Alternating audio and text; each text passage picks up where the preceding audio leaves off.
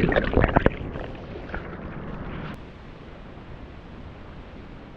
ำหรับคดีយើងថាចូលទៅធ្លាក់កាទៀងណាចូលអស់លុយអញ្ចឹងណាគ្នាយើងវាអស់ប្រហែលទៅ2000ហ្នឹងវាមិនអស់ណាទេអញ្ចឹងណាហើយចូលស្គាល់ហើយធ្លាក់កាទៀងរងថ្ងៃស្គាល់គ្រប់គ្នាអញ្ចឹងណានេះមើលខាងឆ្វេងដៃចិត្តស្ពាននេះ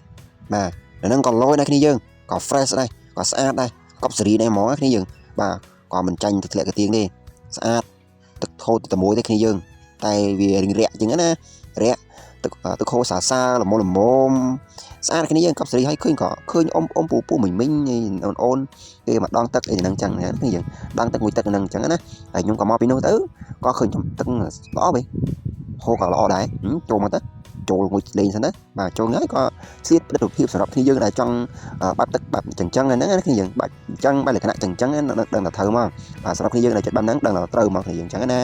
ហើយបើសិនគ្នាយើងមានដៃគូដៃកង់មានសង្សារមានដៃគូអីហ្នឹងដឹងតែត្រូវហ្មងទៅលេងហ្នឹងគឺលេងហ្នឹងវាស្អាតហ្មងណាគ្នាយើង fresh ហ្មងគ្នាយើង fresh ហ្មងណាកប់សេរីហ្មងចឹងណាគ្នាយើង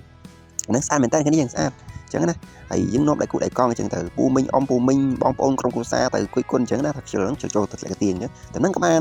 វាមិនអស់លុយអញ្ចឹងណាអញ្ចឹងណាគ្នាយើងហ្នឹងអាចមកលេងបានស្អាតអញ្ចឹងណាបាទហើយទៅជុំវិញហ្នឹងថាជាការគេអញ្ចឹងហើយវាមិនឆ្ងាយទេហើយក៏វាមិនចិត្តដែរអញ្ចឹងណាហើយផ្លូវវិញរៀងរករ៉ាក់តិចហើយបាទរៀងក្លុកកលាក់អញ្ចឹងណាហុយស្បើមដែរអញ្ចឹងណាគ្នាអូខេសិនកុំភ្លេចមកលេងនៅ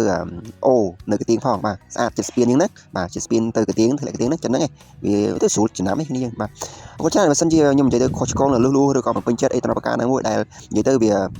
មិនពេញចិត្តអ្នកទាំងគ្នាសូមអធិស្ឋានផងដែរណាបាយបាយនេះជួបគ្នាបន្តក្រោយបាយបាយ